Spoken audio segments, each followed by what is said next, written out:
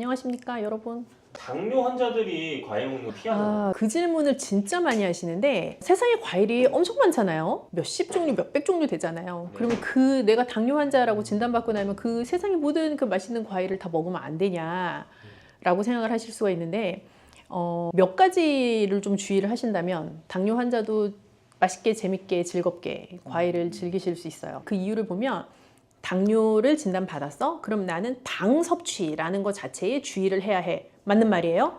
과일 달콤하지, 당이 많아, 당의 밀집체야. 그래서 과일은 먹으면 안 돼. 그렇게 생각하는 의식의 흐름을 가지고 계신 경우가 많단 말이죠. 근데 일부 과일은 들어있는 당 자체가 굉장히 빨리 나에게 영향을 미칠 수 있는 과일도 있지만 어떤 과일은 그 당 자체가 그렇게 많이 포함되어 있지 않아서 내가 그냥 편안하게 즐길 수 있는 과일 종류도 있어요. 예를 들어 볼까요? 내가 양 조절이 좀 쉽지 않은 과일은 일단 피해야 돼요. 어르신들 포도 되게 좋아하시는 분들 많으시거든요. 그러면 앉은 자리에서 막 한 송이도 좋고 두 송이도 좋고 드신단 말이에요. 홍시 뭐한 10개 드신단 말이지. 수박 좋아하시는 분들 막 반통도 드시고 한단 말이죠. 그렇게 먹는 양이 제어가 안 되는 과일, 내가 어떤 과일에 그런 반응이 있는지를 생각해 보시면 돼요. 그런 과일은 일단 내가 너무 좋아하는 과일이긴 하지만 내가 먹는 양이 제어하기 힘들면 그거는 조금 피하시는 게 좋아요. 좀 먹으면 좋은 과일 몇 개 픽을 해주실 수 있을까요? 일단 요즘 들어서 추천해 드리고 싶은 거는 블루베리. 블루베리. 그 생 블루베리 국산은 정말 비싸요. 냉동 블루베리 한번 추천드려 봅니다. 왜냐하면 그 냉동 과일도 보통 과일이 가지고 있는 영양 성분은 거의 다 가지고 있고요. 또 유통을 하는 과정에서 뭐 걔가 다른 생과일이랑 다른 거 아니야? 라고 생각하실 수 있지만 뭐 프레시한 거냐 냉동이냐의 차이만 있을 뿐 괜찮아요. 가격도 좋고요. 그래서 냉동 블루베리를 추천드려 보는데 생 블루베리보다 좋아서 추천드리는 건 아닙니다. 이거는 가성비 차원에서 말씀드리는 거고 생 블루베리든 냉동 블루베리든 블루베리 자체는 포도만큼 굉장히 많이 드시지는 못해요. 포도가 훨씬 단맛이 강하거든요. 블루베리보다. 그래서 알알이 블루베리가 좀 더 작기도 하고 그래서 블루베리는 약간 적당량 드시기에 좋은 과일일 뿐 아니라 그 자체가 가지고 있는 아주 짙은 보라색이 가지고 있는 항산화 성분이 또 많이 있어서 또 추천할 만한 과일이기도 하고요. 그러면 항산화 성분이 많이 네. 들어있으면 인체 어디에 좋나요? 모든 만성 질환은 일단 산화 스트레스를 제거하는 것이 중요하기 때문에 그 항산화 성분이 많은 거는 만성 질환의 예방과 관리에 있어서 매우 중요하죠. 그래서 짙은 색깔을 가지고 있는 과일 채소는 좋다라고 말씀을 드리는 것도 그 항산화 성분이 극대화되어 있는 재료이기 때문에 그렇죠. 이제 그런 면에서 블루베리 추천이고 그것도 과일이냐라고 하실 수 있지만 뭐 아보카도 한번 살짝 추천드려 봅니다. 아보카도는 일단 당이 거의 없습니다. 그래서 그 뭐 과일이다 아니다 뭐 이렇게 따진다기보다는 아보카도 무슨 맛으로 먹는가라는 의구심을 가지실 수 있는데 잘 익은 아보카도는 그 고유의 아보카도가 가지고 있는 그 풍미가 사실 엄청나거든요. 그래서 잘 으깨서 스프레드처럼 쓰셔도 좋고 뭐 마요네즈 대신 아보카도 스프레드를 쓰셔도 좋고요. 그래서 열량을 조금 덜 섭취하면서도 당도 섭취하지 않고 나에게 좋은 영양소는 섭취할 수 있는 그런 또 좋은 과일이기도 하죠. 아보카도는 불포화 지방산이 많아요. 네. 그래서 아보카도 자체가 어떤 분들은 약간 땅 위에서 나는 버터다 뭐 이런 말씀도 쓰시는데 그거는 아보카도의 크리미한 질감 때문에 하시는 말씀이기도 하지만 뭐 지방산을 가지고 있는 과일이라는 점에서 또 그렇게 생각할 수도 있죠. 그럼 블루베리, 아보카도 이 두 가지 나머지 한 가지는 또 뭐가 있을까요? 그리고 뭐 껍질째 먹을 수 있는 과일 사실 추천인데 뭐 그렇게 생각하면 복숭아는 별로 추천드리고 싶지 않습니다. 복숭아를 사랑하시는 분들은 그 양 제어가 잘 되지 않는 대표적인 과일 중에 하나라고 저는 생각을 해요. 그럼 자두는 어떤가요? 자두요. 자두도 뭐 저도 한 20개씩 먹을 수 있기 때문에 별로 좋지 않습니다. 키위 추천드려 볼게요. 키위요? 네, 키위는 이렇게 말씀드리면 설득이 되실까? 그 우리가 고기를 엄청 연하게 할 때 보통 파인애플이나 키위를 이렇게 잘 강판에 갈아가지고 재워둔단 말이죠. 그 갈비할 때. 그지 갈비할 때 이제 그거를 우리가 고급 용어로 연육 고기를 연하게 하는 효과를 이제 노리기 위해서 그런 과일을 쓰는 건데 그러면 그 과일들은 왜 고기를 연하게 하는가? 그 고기를 연하게 하는 효소를 가지고 있기 때문인 거예요. 그래서 고깃집에 가서 이제 잘 식사하고 나면 뭐 약간 뭐 파인애플이 됐든 뭐 키위가 됐든 약간 새콤한 과일을 내주시는 경우가 있는데 그건 내가 고기 먹은 게 잘 소화가 되라고. 키위 자체는 비타민C가 진짜 많기도 하고 섬유소도 많아요. 그래서 당뇨 환자도 좀 편하게 즐기실 수 있고요.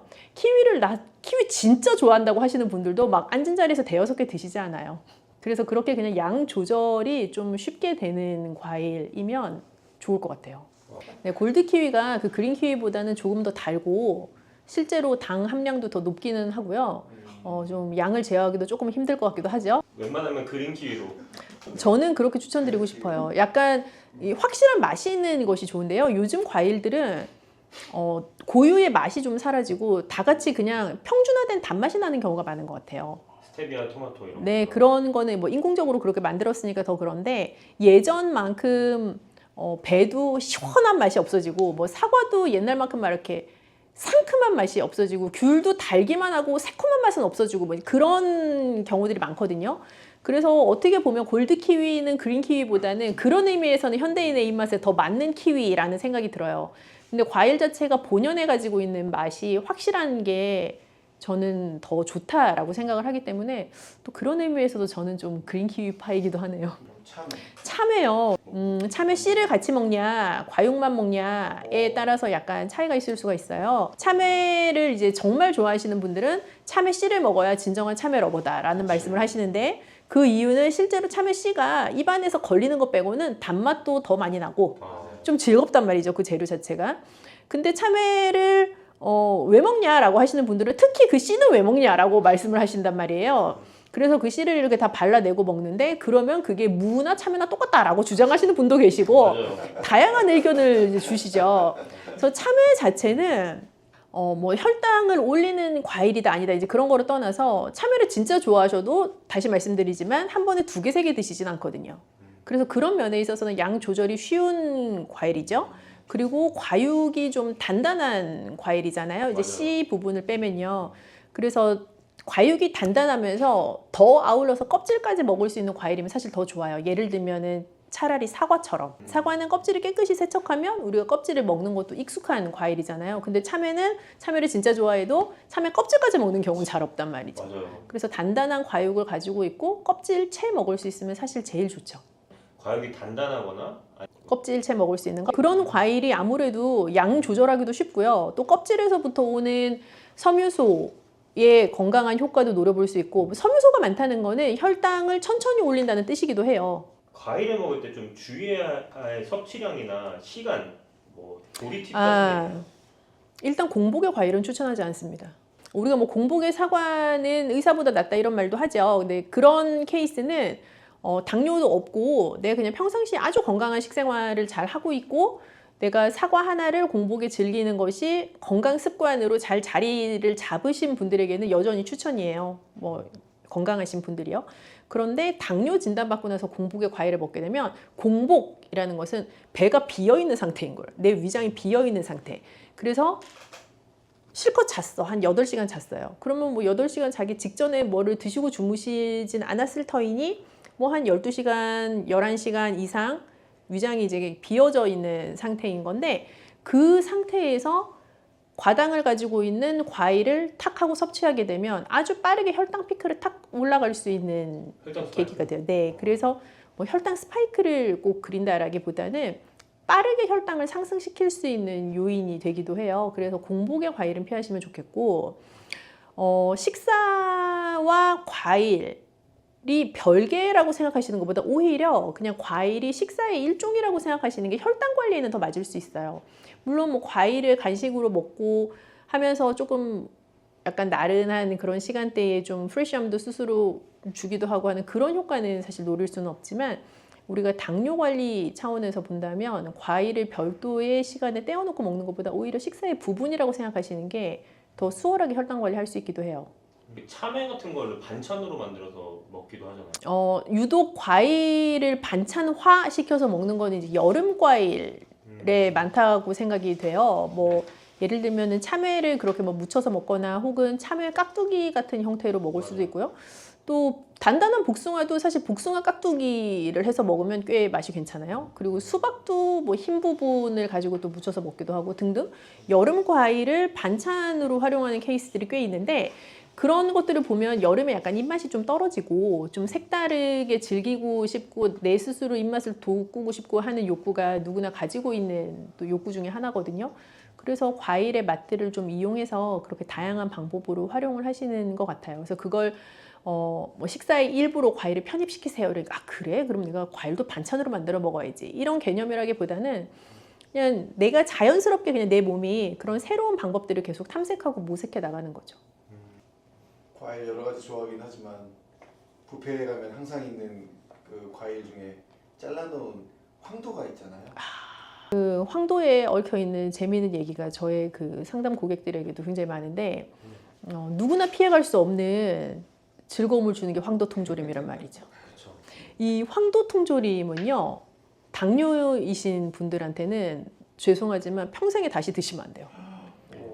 제가 수박과 홍시 다음으로 조심해야 되는 유일한, 수박과 홍시보다 더 조심해야 된다고 강조하는 유일한 것이 황도 통조림입니다. 그러면은 백도는 괜찮냐라고 물어보시지만 다 똑같습니다. 그것은 복숭아이기 때문에 그런 게 아니라 통조림이기 때문에 그래요. 우리가 통조림, 병조림, 뭐 잼 이런 거 할 때 공통적으로 당이 엄청 들어가거든요. 그 반짝반짝 하잖아요, 이거. 블링블링하죠. 그래서 그렇게 통조림 되어 있는 혹은 잼으로 만들어진 그런 과일은 당뇨 환자분들한테는 사실 이런 표현 제가 잘 안 쓰지만 정말 쥐약입니다. 과일도 하루에 먹으면 좋을 적정량이라는 게 있을까요? 과일을 뭐 딱 그렇게 말씀드리기는 사실 어려운 것 같아요. 근데 우리가 이제 일반적으로 이 현대인의 일상생활 가운데 무슨 과일 한쪽이라고 하면 생각나는 크기가 대강 있잖아요. 네. 그죠? 네. 수박 한쪽이라고 했는데 막 이만한 거를 생각하시지 않으시잖아요. 그래서 그 한쪽 이제 기준으로 보면 2쪽 정도 적당해요. 사실 더 드셔도 당장 무슨 일이 일어나는 건 아니에요. 근데 사람이란 이게 입이 한번 터지기 시작하면 끝이 없기 때문에 맞아요. 그래서 제가 계속 지금 이 과일 편에서 강조드리는 게 나 스스로 양을 제어하기 힘든 과일은 좀 피하시라라고 말씀드리는 게 그 감당이 안 되거든요. 그래서 어떤 것이든 한 번에 드실 때는 2쪽 정도가 적당하다. 뭐 하루에 한 2번 정도까지는 괜찮겠다라는 일반화된 것으로 생각해 보자면 그 정도로 표준화해 볼 수 있을 것 같아요. 물 먹는 거나 수박 먹는 거나 별 차이가 없을 것 같은 느낌인데 수박 자체는 그러니까 모든 우리가 입으로 먹는 모든 재료는 어찌 되었든지 간에 혈당이라는 것에 영향을 미치게 돼요. 그 이유는 혈유 안에 들어있는 포도당의 농도 정도란 말이죠. 그러면 내 이 혈관 안에 피가 돌아다니는 거기에 포도당이라는 게 늘 일정한 농도를 가지고 유지가 돼야 돼요. 그거를 우리가 고급 용어로 항상성이라고 불러요. 내 몸에 늘 일정하게 유지되어야만 하는 성질. 예를 들어 체온. 우리 뭐 애 열나요? 51도? 아니잖아요. 굉장히 작은 범위 내에서 열이 나고 저체온증이 오고가 결정이 되거든요. 그래서 사람의 체온도 항상성의 그 범위 내에서 늘 유지가 돼야 돼요. 근데 혈당도 그래요. 혈당도 항상성의 어떤 기준에서 유지가 돼야 되는데 내가 몇 날 며칠을 굶어도 내 몸은 최대한 노력을 해요. 내 혈당의 그 특정한 기준선을 유지할 수 있게 노력을 한단 말이죠. 그래서 내가 자다 깨서 먹지 않아도 내가 아침에 일어나면 저혈당으로 기절하지 않고 건강하게 일어날 수 있는 이유는 밤에 무얼 먹지 않아도 계속 그 혈당의 항상성을 유지하려고 노력하기 때문인 건데 그걸 조금 비틀어서 생각을 해보면 어떤 것을 먹으면 그 항상성의 위배가 될 수 있는 즉 일반적인 혈당의 그 수치를 피크로 올라가게 벗어나게 만들 수 있는 영향이라는 거를 끼칠 수 있단 말이죠. 그럼 어떤 재료는 그걸 아주 급격하게 높게 영향을 미치는 재료가 있고 어떤 재료는 그걸 완만하고 별로 높지 않은 피크를 유도하는 재료가 있을 뿐인 거예요. 그리고 뭐 최근의 연구에 따르면 어떤 똑같은 재료여도 각 개인에 따라서 그 혈당에 영향을 미치는 정도나 범위가 다를 수가 있어요. 그러면 이제 그런 차원의 생각을 해보면 모든 재료에 우리가 특정한 수치를 붙일 수가 있는데 그게 요즘 다이어트 할 때 유행하는 그 GI 지수라는 거예요. 각 재료가 혈당에 어떤 정도의 영향을 미치는가를 이제 수치화해 놓은 것인데 수박은 과일 중에서도 GI 지수가 좀 높은 편에 해당을 해요. 그래서 뭐 그게 수분이 많은데 왜 혈당을 올리냐, 물 마시는 거랑 같지 않냐. 그냥 개념적으로는 그렇게 생각하실 수 있는데 실제로는 혈당을 많이 높일 수 있는 재료에 해당하는 거죠. 그러면은 수박 주스도 안 되겠네요. 수박 주스는 이제 더 빠르게 혈당을 높이죠. 뭐든지 입자를 잘게 할수록 흡수가 빠르게 되거든요. 흡수가 빠르다는 거는 내가 대사가 됐을 때 최종 산물화되는 속도가 빠른 거예요. 그죠? 그래서 무언가 씹어먹는, 만약에 뭐 수박이에요, 똑같은. 그럼 내가 씹어서 먹는 그 과육으로 된 수박이랑 얘를 싹 다 갈아가지고 뭐 씨도 없애고 뭐도 없애고 싹 발라놓은 수박 주스는 일단 내가 먹는 속도가 달라요. 벌컥벌컥 먹는 거랑 씹어 먹는 거랑 다르잖아요. 그래서 그런 차원에서 먹는 속도도 다르고, 실제 입자가 더 작게 되어 있기 때문에 내 몸에서 흡수되는 속도도 빠르죠. 나의 혈당에 미치는 영향도 훨씬 크고요. 그래서 밥을 먹었을 때와 죽을 먹었을 때도 혈당에 미치는 영향이 달라요. 그래서 이제 적당한 양을 바람직한 속도로, 그것이 중요한 거죠. 무엇을 못 먹는 거는 없습니다. 이제 제가 말씀드린 것처럼 황도 통조림만 빼면은 다 일단 드실 수는 있고요. 그 통조림이라는 것은 식품공학에 있어서 아주 중요한 패키징 기술입니다. 그래서 그 통조림이라는 것이 실제로 정말 양산화되기 전에는 그것을 그냥 설탕에다 과일을 재우는 당 절임의 형태였거든요. 그래서 과일을 오랫동안 보존할 수 있는 다양한 방법 중에 뭐 말리기 이런 것도 오래 보존할 수 있는 거죠. 근데 말리기 뭐 이런 거 대신 설탕에다가 집어넣어가지고 맛없는 과일도 좀 더 맛있게 오래 보존할 수 있는 이제 그런 방법이었죠. 그게 지금은 이 현대 문명에서 통조림이라는 제품화가 되었을 뿐인 거죠.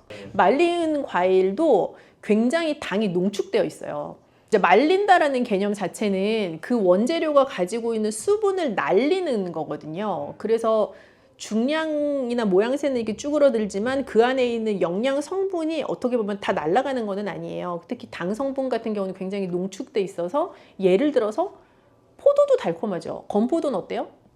달죠. 더 달죠? 감도 달콤하지만 꽃감은 어때요?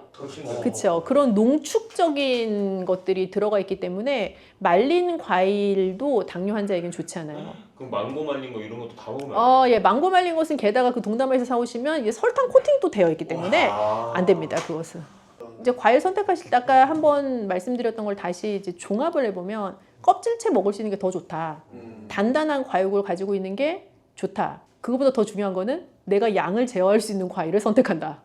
요즘 네. 눈 건강에 대해서 관심이 진짜 많아요. 그쵸. 눈이 막 치이기도 하고 그런 경우가 많은데, 눈 건강에 좋은 음식이나 습관 같은 걸 좀 얘기해 주시면 너무 좋을 것 같아요. 다들 그냥 어렸을 때부터 많이 들어보셨던 게, 당근 안 먹으면 엄마가 너 당근 먹어야 눈 좋아진다, 시금치 먹어야 눈 좋아진다, 이런 얘기 다 들어보셨을 것 같은데요. 사실 어떤 식품을 열심히 먹는다고 해서 눈이 정말 밝아지냐라고 물으신다면 그건 제가 장담 드릴 수가 없습니다. 그러나 눈 건강을 평균적으로 유지하는 데 있어서 중요한 영양소가 있는 것은 사실이에요. 눈이라는 기관은요, 아주 미세한 신경 조직과 혈관 조직 기관이거든요. 그래서 눈 건강에 좋은 영향을 보려면 진짜 말초까지 영양이 충분히 공급이 되어야 된다는 뜻이기도 해요. 그래서 평균적으로 좋은 영양 상태를 가지고 있어야 되는 건 너무 당연하고요. 그리고 눈 건강에 특별히 강조하고 싶은 영양소가, 요즘 많이들 영양제로 챙겨 드시는 뭐 루테인이나 제아젠틴 같은 경우도 뜨는 영양소이지만, 전통적으로는 비타민 A, 오메가3, 그리고 각종 비타민, 미네랄 같은 아주 미량 영양소들, 그런 것들이 잘 밸런스가 합쳐져서 눈 건강에 영향을 미치게 되죠. 그러면 비타민 A에는 눈에 어떤 영향을 미치나요? 비타민 A 자체는 내 눈의 전반적인 건강을 보호하는 역할을 해요. 우리 왜 예전에 기억을 더듬어 보시면 가정가사, 요즘은 그 뭐라고 부르나요? 가정가사 아니고 무슨 과목이 있지 않을까? 중학교, 고등학교에? 기술과정.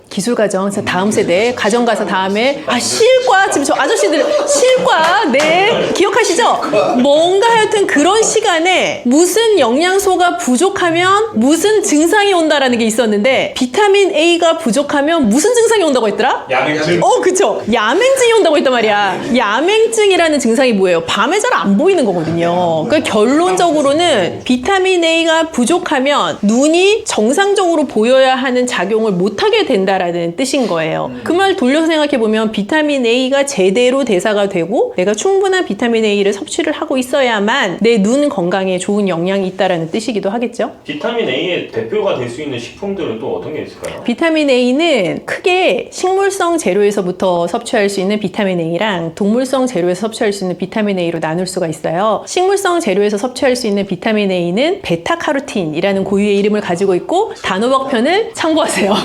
베타카로틴이라는 식물성 재료에서부터 오는 식물성 비타민 A는요, 내가 섭취하고 나면 내 몸속에서 활성형 비타민 A로 변신하게 되고 그 활성형 비타민 A로 변신을 해야만 내가 비타민 A를 섭취했을 때 노리는 효과를 체내에서 다 누릴 수가 있고요. 동물성 비타민 A 자체는 애시당초 활성형 비타민 A에 해당을 하기 때문에 변신을 하는 과정이 필요하지는 않지만 동물성 비타민 A가 가지고 있는 강력한 비타민 A로서의 효과 외에 식물성 재료가 가지고 있는 고유의 장점들이 있잖아요. 베타카로틴과 활성형 비타민 A를 같이 선택하시는 건 굉장히 중요하죠. 색깔이 뚜렷한 채소에 베타카로틴이 많다고 말씀드렸잖아요. 녹황색 채소든 뚜렷한 주황색을 내는 채소들, 전구체에 해당하는 베타카로틴이 많고요. 동물성 재료 중에서는 간, 순대 먹으러 가면 간 주시죠? 그 간이 비타민 A의 집합체입니다. 그래서 예전에 몸이 아주 허약해서 눈의 건강에까지 완전히 안 좋은 영향을 끼치게 되는 상태로 허약해진 아이들에게는 간을 먹이기도 했었어요. 정말 아주 강력한 영양이 농축되어 있는 재료에 해당하고요. 간에 비타민 A가 많고 달걀 노른자에도 비타민 A가 많죠. 그런 재료들을 잘 섞어서 드시면 좋습니다. 간을 그러면은 생으로 먹기도 하고 익혀서 먹기도 하잖아요. 네네, 똑같습니다. 효과는 똑같아요? 네, 같습니다. 같은데 비위가 약하거나 혹은 아주 프렌들리한 모양새는 아니잖아요. 힘들어하시는 분들은 익힌 것도 충분히 좋아요. 오메가3에는 대표적인 음식이 어떤 게 있을까요? 오메가3는 불포화 지방산의 대표적인 종류죠. 그래서 오메가3가 많은 재료는 등푸른 생선류, 고등어, 삼치 그런 데 오메가3가 많고요. 식물성 기름에서도 오메가3를 섭취를 할 수가 있어요. 오메가3가 눈 건강에 무슨 좋은 영향이 있어? 라고 하시면 우리가 눈이 뻑뻑해요 라고 말씀하실 때 뻑뻑해요 라는 증상은 말씀하시지만 왜 뻑뻑한가에 대해 생각해보면 눈물 샘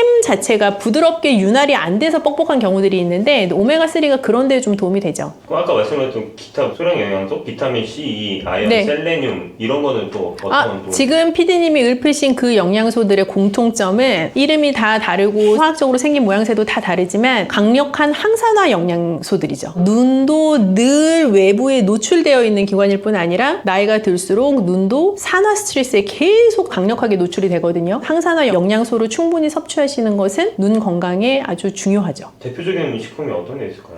대부분 새콤한 맛을 낼 수 있는 과일들 혹은 견과류 그런 것들이 많죠. 저번에 말씀하셨던 키위 이런 것도 네, 해당 사항이 있을 수 있어요. 그리고 요즘 뜨고 있는 루테인, 제아잔틴 네, 루테인이나 제아잔틴 같은 경우는 영양제로만 먹어야 된다고 생각하시는 분들이 계실 수 있는데 영양제로 드셔서 효과를 보시는 분도 있지만 잘 모르겠던데 라고 하시는 분들도 꽤 계실 수 있어요. 오히려 식품을 통해서 섭취를 하시면 루테인, 제아잔틴 외에도 그 식품이 가지고 있는 고유의 다른 영양소를 같이 섭취하실 수 있어서 더 좋을 수가 있는데요. 특히 추천드리고 싶은 재료는 케일이에요. 그냥 먹으면 씁쓸하기도 하고 식이섬유소가 아주 강력하게 들어있어서 좀 질깃한 느낌이 나기도 하고 하는데요. 케일 자체에 루테인이 진짜 아주 풍부하게 들어있어서 사실 루테인의 보고라고 해도 과언이 아니고 파프리카 종류들도 좋아요. 노란 파프리카 같은 경우도 제아잔틴이 아주 많이 들어있는 그런 재료에 해당합니다. 케일 같은 경우는 네. 사람들이 그거를 주스로도 먹기도 하잖아요. 그쵸. 케일 주스로 드시는 것도 괜찮고 케일을 활용하실 수 있는 다른 여러 메뉴들 중에 저는 케일 쌈밥도 되게 좋다고 생각해요. 케일을 살짝 데쳐서 밥을 넣고 돌돌 말아가지고 드시는 요리인데 굉장히 간단하게 주먹밥처럼 한 끼 대용으로 드시기에 충분하기도 하고 언젠가 우리가 한번 했던 얘기 중에 생채소를 먹는 것보다 데쳐서 먹으면 더 많이 먹을 수 있다고 말씀드렸잖아요. 케일도 데치고 나면 부드러움이 가미되기도 하고 생케일에서 느낄 수 없었던 촉촉한 맛도 나서 케일 쌈밥도 되게 좋은 요리죠. 이런 것들을 충분히 섭취할 수 있는 그런 요리 레시피라는 게 또 따로 있을까요? 쉽게 생각을 하시면 제아잔틴은 약간 노란색이 나는 재료에 많이 들어있다고 생각하셔도 되거든요. 그래서 노란 파프리카에도 많고 아주 노랗게 잘 익은 옥수수에도 많아요. 옥수수, 파프리카 파프리카 이런 것들을 활용한 레시피는 어떤 것이든 좋은데 보통 눈 건강 고민하시는 분들은 저는 두 부류인 것 같아요. 애를 키우고 있는데 애들의 눈 건강을 좀 좋게 하는 음식을 주고 싶은 어머니거나 혹은 내가 나이가 들어가면서 눈이 이래갖고 안 되겠는데? 라는 생각이 드시는 분들이거나 하는 가능성이 높을 것 같은데 각각 추천을 해보자면 애들은 아무리 너 이거 눈에 좋아 먹어라고 해도 막 케일 주스 이런 건 안 먹을 거란 말이죠, 걔네가. 그래서 저는 약간 달콤한 옥수수 스프 같은 것도 괜찮은 것 같아요. 애들한테는 편하게 먹을 수 있으면서도 그 먹는 것에 대한 거부감이 들지 않게 해주는 제아잔틴이 풍부하게 들어가 있는 옥수수 스프 추천드리고 싶고, 식재료에 대한 거부감이 좀 덜하다? 그러면 시금치 같은 것들도 같이 넣어가지고 뭐 달걀이랑 요리한 것들도 눈 건강에 좋은 요리에 해당할 수 있고요. 연세가 좀 드셨으면 오트밀 죽 같은 거 끓이면서 케일을 같이 썰어서 넣는다거나 하는 것들도 좋은 메뉴죠. 그럼 눈 건강에 해로운 음식이나 피해야 될 게 있나요? 음식이요? 네. 음식이라기보다는 휴대폰을 자꾸 보시는 걸 안 하셔야겠죠. 카카오톡 이런 거 정말 깨알 같은 글씨 막 이렇게 보내고 껌껌한데 막 이불 안에 들어가서 휴대폰 보고 이런 거를 일단 안 해야겠죠. 그게 사실 제일 안 좋다고 생각하고요. 그리고 자외선 차단을 제대로 해야 되는 거, 선글라스를 착용하시거나 혹은 자외선 차단 안경을 착용하시거나 하는 거 굉장히 중요하다고 생각을 하고, 눈이 피로할 때까지 화면을 계속 들여다보는 건 피해야 될 것 같아요. 노트북이 됐든 휴대폰이 됐든 스크린 자체를 계속 너무 집중한 상태로 장시간 보는 것은 눈에 정말 안 좋죠. 눈 건강에 좋은 특별한 무언가가 있어서 그거를 내가 반드시 실천하겠다 하는 것도 좋을 수 있는데요. 그거보다 안 좋은 무언가를 내가 안 하겠다라고 하시는 게 더 좋을 수가 있어요. 예를 들면 카페인을 굉장히 많이 먹는 사람이야 라고 한다면 그 카페인을 좀 줄여보는 노력을 하는 거, 과음을 하는 라이프 스타일을 가지고 있어 그러면 술자리를 좀 줄여보는 거, 매일같이 단 음료를 먹어요, 탄산음료를 마셔요 한다면 그것을 끊으라고는 제가 강요할 수는 없지만 2번 먹을 거 1번만 먹는 거, 뭐 그 정도로 줄여나가는 게 좋죠. 그러면은 마지막으로 실천하면 좋은 습관? 네, 저희 어머니께서 늘 멀리 보기를 강조하셨습니다. 얼마나 멀리 봐요? 예를 들면 우리가 휴대폰을 보거나 어떤 스크린을 볼 때는 굉장히 내 눈과 사물 사이가 가깝거든요. 멀리 보기라는 거는 눈에 힘을 빼고 볼 수 있는 원거리인 것 같아요. 그래서 내가 사무실에 있다면 창 밖에 있는 나무, 멀리 보기를 해서 눈의 근육에 힘을 풀어주는 것들을 반복하시는 게 굉장히 중요하다고 생각해요. 푸른 나무를 계속 보는 게 좋다라고 하지만 사실은 녹색이라는 것 자체가 시력을 좋게 한다는 개념이라기보다 계속 멀리 있는 것을 바라보는 개념이 아닐까 하는 생각이 드는데요. 눈 건강에 관심이 많은 저희 구독자분들을 위해서 마지막으로 한마디 해주면 좋을 것 같습니다. 눈 건강은 사실 어떤 하루 이틀 관리의 개념이라기보다는 계속 누적하고 축적하고 인내심을 가지고 행해야 되는 것 같아요. 어느 날 눈이 너무 피곤하니 오늘은 멀리 보기도 하고 눈 마사지도 하고 챙겨 먹고 술도 안 먹고 하루 해가지고 효과가 사실 있기가 좀 힘들고요. 늘 누적해서 뭔가 실천해 나가는 인내심을 가지고 꾸준히 하실 수 있는 나만의 방법을 잘 세팅해 나가시면 좋겠습니다. 네, 안녕하세요. 반갑습니다. 오이를 많이 드시는 것 같아요, 사람들이. 더우니까 사실 오이만한 게 없거든요. 그 등산 갈 때 꼭 오이를 꼭 챙겨가요. 그쵸. 수분 보충. 그 오이에 대한 효능을 좀 많이 궁금해하세요. 오이요. 네. 대표적인 다이어트. 오이 자체는 중량 대비 칼로리가 엄청 낮아요. 수분이 많은 채소이기 때문에, 그리고 당도 거의 함유되어 있지 않고요. 섬유소 들어있고 수분이 대부분, 그리고 다른 것들이 다 비타민 C 같은 걸로 채워져 있어서 오이 다이어트 하시는 분들 꽤 많을 텐데, 여름에. 그 오이에 대해서 네. 그 피부 건강, 해독에도 좋다는 얘기가 있어요. 사실은 수분을 충분히 섭취하는 게 해독에는 굉장히 중요한데 맹물을 먹으라 그러면 많이 못 먹어요. 그런데 오이를 좋아하시고 사랑하시는 분들한테 오이를 뭐 하루에 2개 드세요? 3개 드세요? 어렵지 않게 드시거든요. 그러면서 수분을 또 충분히 받아들이게 되기도 하고, 그럼 자연스럽게 해독 효과, 뭐 붓기를 빼는 효과 같이 나타날 수 있죠. 다이어트로 연결되기도 하고요. 그러면 오이의 대표적인 효능 5가지만 좀 찍어서 얘기해 주세요. 5가지. 일단 붓기 제거. 왜 붓기 제거인가요? 충분한 수분. 충분한 수분 때문에? 네, 그게 되게 중요해요. 그래서 뭔가 내가 뭐 물을 많이 마시라고 하는데 좀 맹물 먹기 힘들어요 하시는 분들 각자의 방법이 있으실 거예요. 예를 들면 뭐 레몬수를 드시는 분도 계실 테고, 보리차를 생수 대신 드시는 분도 계시고 다양할 텐데, 오이를 드셔도 돼요. 굉장히 충분한 수분을 공급받을 수 있는 채소에 해당해요. 그래서 붓기 제거 일단 중요하고요. 수분 공급에서 따라 나오는 해독작용, 해독작용. 뭐 거기에서부터 연결되는 다이어트, 그게 3대 효과라고 생각하는데요. 그리고 만약에 오이 껍질을 깨끗하게 세척해가지고 드실 수 있다면 오이 껍질은 속보다 섬유소가 훨씬 많거든요. 그래서 섬유소도 같이 먹을 수 있고 그럼 당연히 장 건강에도 도움이 되겠죠. 레몬수랑 보리차도 이렇게 비교를 해주셨어요. 네. 근데 제가 듣기로는 레몬수도 다이어트에 효능이 그렇게 좋다고 들었었는데 오이랑 레몬수를 비교했을 때는 어느 게 좀 더 좋다고 볼 수 있을까요? 그런 비교하는 질문 많이 물어보시는데 그게 제가 레몬수가 좋다, 뭐 오이가 좋다라고 사실은 딱 대답할 수는 없고요.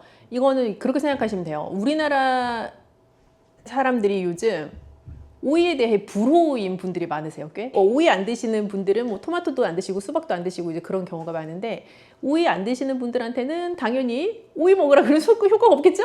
그럼 본인의 방법을 찾는 거죠. 근데 나는 뭐 위장이 안 좋아, 위가 좀 예민하고 불편해 하시는 분들은 또 레몬수가 괜히 자극적일 수 있죠. 그래서 나한테 맞는 걸 찾아가시는 게 중요한 거죠.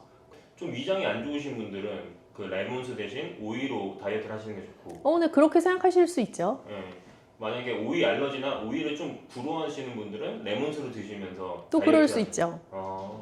제가 듣기로는 그 체온 조절에도 도움이 된다고. 체온 조절이요. 근데 네. 보통 이제 여름에 막 덥고 무덥고 아까 산에 가는 얘기도 하셨는데 뭐 무더울 때 등산 가고 하면 굉장히 열이 빠르게 오른단 말이죠. 이제 그럴 때 예를 들어 이온 음료나 스포츠 음료 혹은 생수를 마셔서 내 몸의 체온을 급격하게 다운시키는 것보다는 오이처럼 약간 중화된 방법으로 체온을 조절하는 게 더 권장되기도 하거든요. 그래서 조금 천천히 적정한 밸런스로 체온을 돌이킬 수 있다는 장점이 있죠. 그럼 땀이 많이 났어요. 그럼 땀이 난다는 거는 수분만 빠져나가는 건 아니거든요. 내 몸에 있는 전해질이 같이 밖으로 나가는 건데 그렇기 때문에 스포츠 음료, 이온 음료를 먹으면 수분도 먹는 거지만 전해질도 같이 공급을 받는 거라 생수보다는 이온 음료가 오히려 빠르게 수분과 전해질을 보충할 수 있다. 라고들 알고 계시고 그거는 맞는 말이긴 해요. 그런데 내가 굉장히 막 머리 끝까지 열이 오른 상태인데 정말 막 이가 시리고 차가울 만큼의 그 음료를 벌컥벌컥 마셔서 내 속은 굉장히 빨리 차가워지고 내 밖에는 아직 열이 남아있는 상태보다 내가 그냥 천천히 씹어 먹으면서 내부의 열을 같이 중화시켜 내보낼 수 있는 오이 같은 방법이 조금 더 안전한 방법일 수 있는 거죠. 나이가 들수록 더 그렇고요. 그렇게 되면 약간 신장마비나 그런 쪽으로도 볼 수 있는 건가요? 아주 심각하면 그럴 수 있겠죠. 오이 껍질에는 네. 혹시 어떤 효능이 있는지 좀 구체적으로 말씀해 주실 수 있어요? 오이 껍질이 더 진하고 오이 속은 좀 희끄무레하잖아요. 네. 그래서 오이 껍질에 굉장히 영양소가 어떻게 보면 밀집되어 있는 그 색깔로부터 오는 항산화 성분의 영양소가 밀집되어 있다고도 볼 수 있는데 아마 고등학교, 중학교 시간, 생물 시간에 다 엽록소 뭐 이런 거 들어보셨을 거예요. 네. 그거 이제 클로로필이라고 부르는 건데요. 오이 껍질에는 클로로필이 굉장히 많아요. 그래서 농약 문제 때문에 이제 껍질을 보통 벗기고 요리를 하시기도 하고 뭐 반쯤 벗기기도 하고 하시는데 뭐 식초물이나 그런 데다가 담궈놨다가 하시게 되면은 너무 뾰족뾰족한 어떤 오이에 따라서 이 뾰족뾰족한 게 있기도 하잖아요. 그런 것만 잘 제거하시면 껍질 같이 섭취하시는 거 언제든지 권장드리죠. 오이 지금까지 얘기만 들었을 때 너무 좋은 것 같아요. 슈퍼푸드처럼 느껴지는데 오이와 함께 먹으면 안 되는 음식이 있을까요? 뜨거운 곳에 있을 때 혹은 내가 막 머리 끝까지 열이 올랐을 때 나를 이렇게 좀 차갑게 진정시켜 줄 수 있는 거다라는 말씀 드렸는데 그거를 조금만 반대로 생각해 보면 너무 찬 성질이 있는 식품이랑은 안 맞는 거예요. 예를 들면 오이랑 뭐 찬 우유를 벌컥벌컥 같이 먹는다거나 상상만 해도 배가 아프지 않으세요? 그렇죠.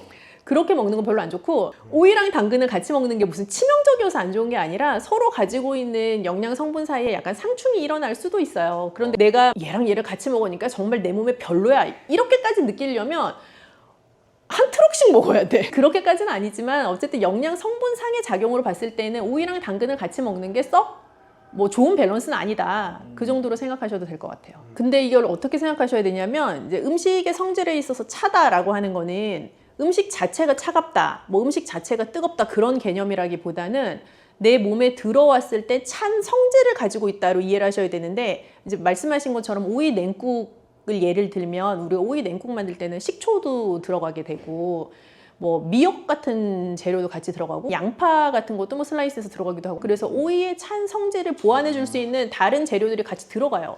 그 오이 냉국 자체는 오히려 여름철에 더 수분을 빠르게 공급해 줄 수 있고 좀 입맛도 돋궈줄 수 있는 메뉴가 되기도 하죠. 양파나 이런 것처럼 오이 냉국에 들어가면 좋은 재료들 좀 몇 개. 미역, 양파, 그리고 뭐 식초 반드시 들어가니까 좋은 식초. 요즘 많이 말씀하시는 뭐 발사믹 식초 같은 것도 비싸다고 다 좋은 건 아니고요. 그냥 나한테 맞는 적당한 향을 가지고 있는, 그리고 뒷면 돌려보셨을 때 뭔가 첨가물 없이 자연 발효된 그런 식초는 뭐 브랜드 상관없이 모두에게 좋죠.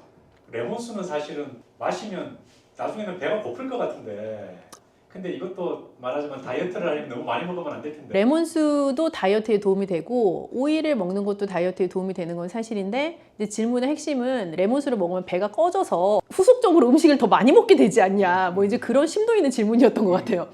뭐 그럴 수도 있지만요, 사실 레몬에 들어있는 성분이 소화가 잘 되게 해주는 성분도 분명히 있지만 그 자체를 가지고 나의 식욕을 약간 저하시킬 수 있는 효과가 있기도 또 해요. 그래서 레몬을 먹고도 내가 위장이 좀 불편한 걸 느끼지 않고 위가 예민하게 느껴지지 않으시는 분들이라면 하루에 한 반 개 정도의 레몬을 이렇게 생수에다가 채워놓고, 즙을 짜서 채워놓고 그거를 수시로 마시는 건 전 추천드리고 싶고, 그러면 자연스럽게 레몬 안에 들어있던 강력한 비타민 C의 항산화 성분도 내가 섭취할 수 있기 때문에 뭐 꼭 소화가 잘 돼서 배가 고파진다? 물론 그런 부작용이 있을 수 있지만 그래도 레몬수의 엄청난 효과는 여전히 있다고 생각하고요. 레몬수보다 나는 오이파야 하시는 분들은 오이를 많이 먹어서 열량을 과다 섭취하여 다이어트에 도움이 안 된다라고 생각하시려면 정말 한 2트럭 드셔야 돼요. 오이는 거의 열량이 없는 채소라고 생각하시면 돼서, 오히려 과량의 오이를 먹었을 때 나타날 수 있는 문제는 뭐 설사가 난다거나 하는 이슈가 차라리 생길 수가 있죠. 이게 과열량을 섭취하게 되는 확률은 거의 없고요. 그래서 오이를 뭐 내가 하루에 몇 개까지 다이어트 할 때 먹어도 되냐, 그럼 제가 여기서 30개까지 드셔도 됩니다 이렇게 말씀드릴 수는 없고, 뭐 하루에 한 양심적으로 한 3개 정도까지 되지 않을까. 왜냐하면 사실 이제 나이가 들수록 나타나는 공통 문제 중에 하나가 변비거든요. 그래서 변비 환자에게 우리가 일반 젊은 성인들이 먹고 약간 복통과 설사를 유발할 수도 있는 그런 재료를 주어서 화장실을 잘 가게 해도 되냐, 굉장히 위험한 발상이에요. 그래서 변비라는 게 여러 이유에서 비롯될 수가 있는데, 우선 노년기에 찾아오는 변비의 이유는 크게는 2가지예요. 이제 식사량 자체가 많이 줄어서 내가 위에서 먹어야 밑으로 내려갈 게 있는데 이제 그렇게 할 만큼 밀어내 줄 수 있는 게 없어서 변비가 오기도 하고, 2번째는 모든 소화기관은 결국 근육의 작용이에요. 그래서 내가 근력 자체가 점점 빠져나가기 때문에 이제 소화를 이게 꿈틀꿈틀거리면서 시켜줄 수 있는 힘이 많이 딸리게 되고, 그래서 변비가 올 수가 있거든요. 그 2가지 이유 모두 다 사실은 어찌 보면 자연스러운 노화의 과정이기는 한데, 변비라는 건 굉장히 괴롭죠. 그러나 뭔가 배탈을 유발할 수 있을 것 같은 뭐 찬우유 이런 거를 먹고 화장실에 가야 돼. 그건 되게 위험해요. 그래서 전혀 권하지 않습니다. 우리 어릴 때는 요즘은 뭐 마스크팩 같은 게 많지만, 그치. 그때는 너도 나도 얼굴에 오일을 붙이고 있었는데. 그렇죠. 아주 훌륭한 질문입니다. 한 3주 동안 다뤄야 되지만 이제 피부 건강과 먹는 것에 대한 얘기를 또 해야 되거든요. 예전에 이렇게 얇게 오이 썰어가지고 이렇게 붙이고 있고, 뭐 엄마들이 화들짝 놀라서 일어나면 오이 막 떨어지고 막 이런 그 시절에 말이죠. 그 오이 팩이 정말 좋아요. 왜 좋은데? 라고 하실 텐데요. 일단 오이 냉장고에서 나왔잖아요. 시원하잖아요. 그 슬라이스 얇게 하면 얼굴에 탁 붙거든요. 시트지처럼. 그래서 일단 내 얼굴에 올라있는 이 열을 다운시키는 데 굉장히 도움이 되고, 뭐 당연히 얼굴 열이 이렇게 내려가니까 사람 기분이 좋아지지 않겠어요? 그러니까 오이의 상큼한 냄새도 나면서 얼굴 열도 좀 내려가고 이 피부에 즉각적인 수분 공급도 되는 것 같고 하니까 기분이 당연히 좋죠. 그래서 여러 이 마스크팩들도 보면 뭐 여기에 뭐 콜라겐이 들어있어요, 뭐 각종 비타민 C, 비타민 A가 들어있어요, 그런 류의 마스크팩들이 많은데 사실 다 들어보면 그 영양소란 말이죠. 그거를 내가 얼굴에 붙이고 있는 게 좋으냐, 내가 먹는 게 좋으냐라고 하면 단연코 2번입니다. 예를 들면 내가 콜라겐을 얼굴에 붙이는 게 좋냐, 뭐 콜라겐을 크림으로 바르는 게 좋냐, 아니면 콜라겐이 들어있는 음식을 먹는 게 좋냐라고 하면 노리는 효과는 같거든요. 내 피부에 콜라겐이 채워지기를 원하는 효과인 건데, 내 얼굴에 붙이고 있다고 해가지고 그 콜라겐이 내 피부 밑에 콜라겐을 필요로 하는 곳까지 내려가는 건 아니에요. 근데 먹는 것도 결국에 어떻게 생각하면 마찬가지 아니야? 라고 생각하실 수 있지만, 먹는 것은 피부에 붙이고 있는 것 대비해서는 훨씬 대사라는 과정이 있기 때문에 결국 내가 원하는 목표를 조금 더 잘 달성할 수 있게 하는데 도움이 되죠. 몸에 안 좋은 거를 안 먹는 게 더 빠를 수 있어요. 술, 탄 거, 뭐 기름진 거 뭐 이런 거. 그럼 박사님 부치고 먹고 두 개 다 하시나 보네. 아, 저는 오일 좋아해요. 여름에 많이 먹는 재료 중에 하나예요. 안녕하세요. 우유를 평생 안 드시다가 어느 뭐 70세, 80세 돼서 갑자기 드시는 분은 안 계실 거예요. 그죠? 네. 그래서 뭔가 우유에 대한 내가 노출되었던 마셔보았던 경험치라는 게 개개인마다 다를 수가 있는데요. 우유를 드시고 조금 불편해라고 하시는 분은 그냥 한마디로 딱 우유 먹으면 더부룩해 소화가 안 돼 라는 표현을 하시는 분들이 많으시거든요. 그래서 그런 증상이 내 개인적으로 과거에도 있었고 지금도 뭐 가끔 우유 마시면 그런 증상이 있다면, 혹은 우유가 들어간 음료, 예를 들면 라떼 이런 걸 먹었을 때 그런 증상이 있다면 그분은 우유 자체가 조금 소화하기 힘드신 분일 수도 있죠. 그러면 우유랑 함께 먹으면 네. 소화에 부담을 줄 수 있는 음식이 혹시 있을까요? 저지방, 무지방 우유가 아니고서는 우유 자체는 단백질도 되게 많고 지방 함량도 높은 음식이에요. 그래서 우유를 드실 때 무엇을 같이 먹느냐에 따라 똑같은 우유라도 소화가 오늘 좀 유독 불편한데 라는 생각을 하시게 될 수도 있는데요. 위에 머무는 시간이 긴 음식, 예를 들어서 빵이랑 우유를 같이 먹는 경우도 많잖아요. 근데 뭐 소화 기능도 이렇게 딱 썩 훌륭하지 않은 분인데 통곡물에 막 탄수화물 밀집적으로 들어있는 그런 빵이랑 우유를 같이 드시면 그 빵 자체가 위에 머무는 시간이 길단 말이죠. 그렇게 우유랑 드시게 되면 조금 힘들 수가 있어요. 그래서 지방이 너무 높은 음식도 우유랑 같이 드시면 위에서 부담이 갈 수 있고요. 단백질 함량이 너무 높은 음식도 우유랑 같이 드시면 힘들 수 있어요. 그러면 고기랑은 절대 안 어울릴 수도 있겠네요. 그렇게 생각하셔도 되죠. 우유랑 고기를 동시에 드시는 거는 소화기관 위 입장에서는 부담이 되죠. 그 부담을 줄 수 있는 것 중에 하나가 좀 가스가 찼을 때도 그럴 수 있잖아요. 그쵸. 가스가 찬다 하면 사실 이제 위의 문제라기보다는 장애 이슈인 경우가 더 많은데요. 위는 내가 음식을 입으로 섭취해서 식도를 따라 넘기고 나면 첫 번째로 만나는 소화기관이 이제 위의 역할은 강력한 위산을 분비를 해서 단백질을 소화시켜 나가는 게 이제 위의 본연의 기능이에요. 그래서 위에 체류하는 시간이 긴 음식이라는 것은 단백질 함량이 아주 높거나 혹은 지방 함량이 높은 것들이 이제 위에 체류하는 시간이 일반적으로 긴데, 그런 음식을 우유랑 같이 먹게 되면 위산의 역할이 적정하게 이루어지지 않은 상태에서 계속 위에 체류하는 시간이 길어지니까 더부룩하다라는 느낌을 갖게 되는 것이고, 우유를 찬 성질의 식품과 같이 먹었을 때는 이제 하복부에서 가스가 찬다라는 느낌 받으실 수가 있죠. 그래서 그 위가 무겁고 더부룩한 거랑은 좀 살짝 다른 느낌일 수 있어요. 그 과일이랑은 조합이 괜찮아요. 과일이랑도 별반입니다. 왜냐하면 우유에 있는 성질과 우리가 예를 들어서 시트러스 계열, 뭐 신맛이 많이 나는 감귤류, 뭐 이런 거를 같이 먹게 되면 우유 자체는 그 산성 성분이랑 만났을 때 약간 유막을 형성하면서 굳는 형태를 보이게 돼요. 우리가 그걸 커드라고 부르는데, 그런 커드를 형성하게 되는 형태로 위에 머물게 되는 시간이 이제 생길 수 있는 거예요. 그래서 우유랑 산성 성질이 높은 과일은 궁합이 별로 좋지 않아요. 그리고 찬 성질을 내는 과일과 우유를 함께 먹는 것도 썩 좋지는 않습니다. 우유는 어느 것과도 좀 조합이 안 좋을 것 같은데. 잘 익은 바나나를 우리가 쉐이크를 만들 거다라고 하면 우유랑 같이 넣어서 갈아서 드시기도 하시잖아요. 네. 그건 맛도 괜찮고 또 뭐 딱히 내 소화기관을 주는 형태의 조합도 아니고요. 그 조합에 연두부를 넣어서 같이 가셔도 돼요.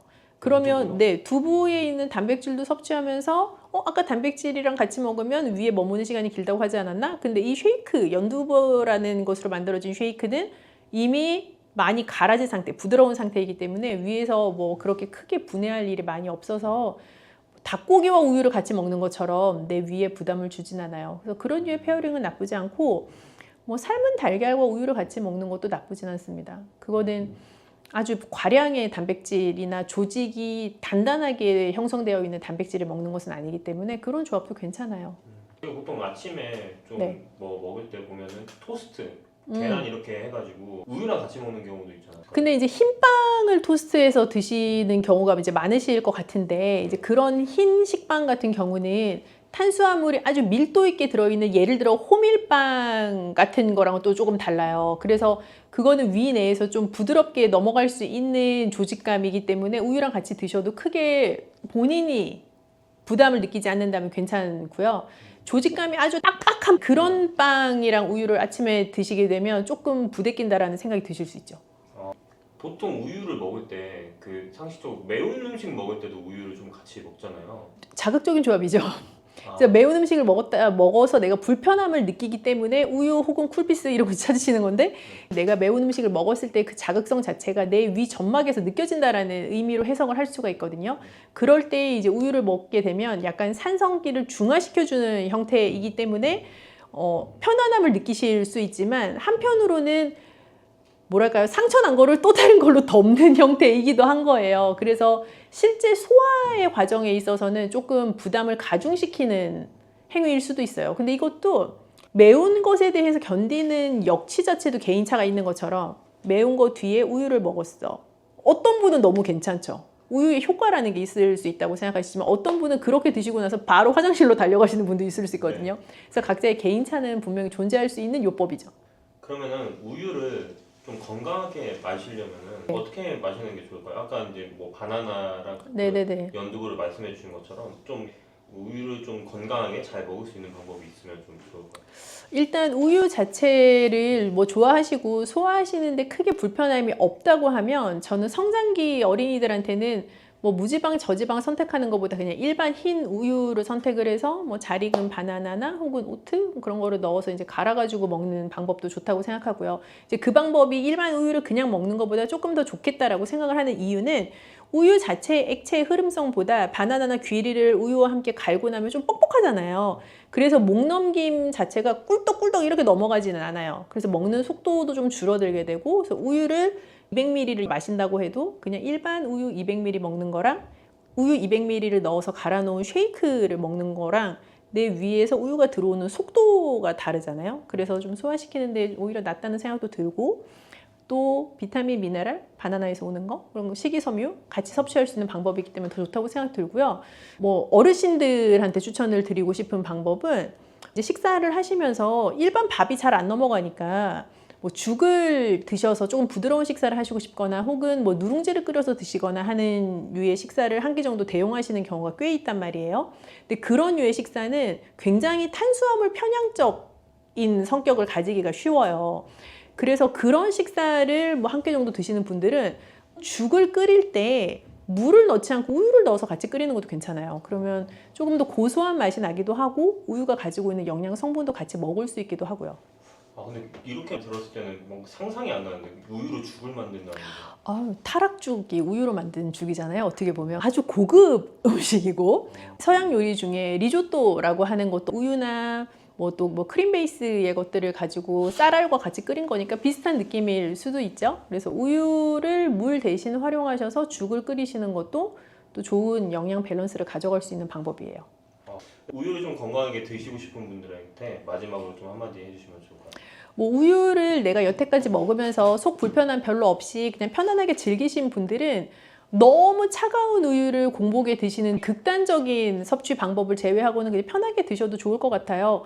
그런데 성장기 어린이들에게는 무지방 저지방보다 일반 우유가 낫다라는 거는 저의 권고사항이고, 반대로 생각하면 점점 나이가 들어갈수록 저지방 우유 선택하시거나 무지방 우유 선택하시는 것도 하나의 방법일 수 있죠.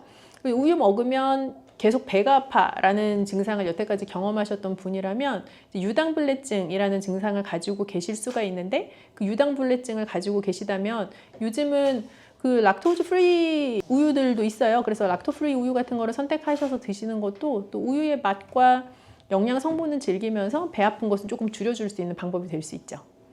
우유를 먹어서 보통 배탈이 난다고 하는 건 이제 장이 좀 과민해져가지고 설사를 하는 경우들이 많은데, 반대로 우유를 먹어서 소화가 안 된다는 사람들도 생각보다 제법 많던데. 아까 설명했던 거랑 약간 비슷한 개념이긴 한데, 우유를 먹어서 더부룩하다라는 느낌을 갖는 경우는 대부분 위에서 더부룩하다라는 느낌을 갖는 거고, 우유를 먹어서 가스가 찬다거나 뭐 설사가 난다라고 하는 경우들은 장에서 느껴지는 이제 증상인 경우가 많아서, 위와 장은 물론 연결되어 있는 하나의 튜브이기는 하지만 어떤 사람은 유독 위가 불편함을 많이 느끼고 어떤 사람은 좀 장 트러블이 많고 이게 각각 가지고 있는 약점들이 다르잖아요. 소화기관 내에서 이제 그런 것들에 따라 작용을 느끼는 게 좀 다르기도 하죠. 그래서 어떤 분들은 평상시에는 뭐 우유 먹는 거 괜찮은데 뭐 컨디션 떨어진 날에 우유 먹으면 바로 화장실 간다 이런 분들도 계시거든요. 경우에 따라서 좀 다르기도 하고요. 그러면 그 우유만의 문제가 아니라 그냥 사람의 컨디션의 문제가 될 수도 있고. 그렇다고도 보여지고요. 그리고 우리가 어떤 음식이든 먹고 나면 그 음식을 소화시키는 데에는 반드시 소화 효소라는 것이 필요해요. 그래서 어떤 날은 소화 효소의 합성이 아주 원활하고 그 소화 효소가 잘 분비되어서 잘 작용할 수 있는 컨디션과 나의 모든 체내 구조를 갖추고 있는 날도 있지만 어떤 날은 내가 극도로 피곤하거나 혹은 전끼니에 먹었던 음식 혹은 어제 먹었던 뭐 술 뭐 이런 것 때문에 내 몸 안에서의 소화 체계 자체가 완벽하게 세팅이 안 되는 날이 있을 수 있잖아요. 이제 그런 것들에 따라 같은 음식이라도 내가 보이는 반응도 다를 수 있죠. 효소 같은 것도 좀 많이 드시는 편인데 그런 게 실제로 좀 도움이 많이 되나요? 뭐 제품의 종류와 무관하게 효소라는 제품 효과가 있습니다 없습니다 그렇게는 판단을 드릴 수가 없고요. 효소라는 것은 원래 내 몸 안에서 만들어지는 물질이에요. 그 효소라는 게 작용을 해서 어떤 특정한 영양소의 소화를 돕게 되기도 하는데요. 나이가 들수록 노화의 과정에 있으니까 젊었을 때만큼 효소가 만들어지고 분비되는 속도나 어떤 액션 자체가 아주 원활하다고는 볼 수는 없겠죠. 이제 그렇다 보니 밖에서 그 효소라는 것을 먹어서 내 몸 안에서 일어나는 일을 대체할 수 있는가의 문제인 건데 원 재료를 가지고 만들어진 제품이냐 그리고 그 효소의 활성 자체가 체내에서 어떻게 되느냐에 따라서 굉장히 다른 얘기이기도 하고요. 한편으로는 똑같은 제품을 먹어도 저 사람과 나의 효과가 다를 수 있어요. 특정한 제품이 모든 사람에게 동일한 긍정적인 목표하는 효과를 내는 것은 아니다라는 얘기로도 생각해 볼 수 있고요. 도움이 될 수도 있고 안 될 수도 있다라는. 맞아요. 네. 효소 같은 거를 먹으면 안 되는 체질이나 막 그런 게 존재할까요? 그런 거? 뭐 그렇다기보다는 어떤 분들은 이거 먹으면 좀 더 소화가 잘 되는 것 같고 뭐 좀 더부룩함도 줄어드는 것 같고 그게 위약 효과라고 하는 플라시보 효과일 수도 있고요. 또 진짜로 그런 효과를 경험을 하시는 분들이 있을 수도 있고요. 특별한 뭐 어떤 체질에 따라 결정되는 거라기보다는 각자의 몸이 받아들이는 정도 혹은 섭취하고 계시는 그 제품의 실질적인 효능에 대한 문제인 것 같아요.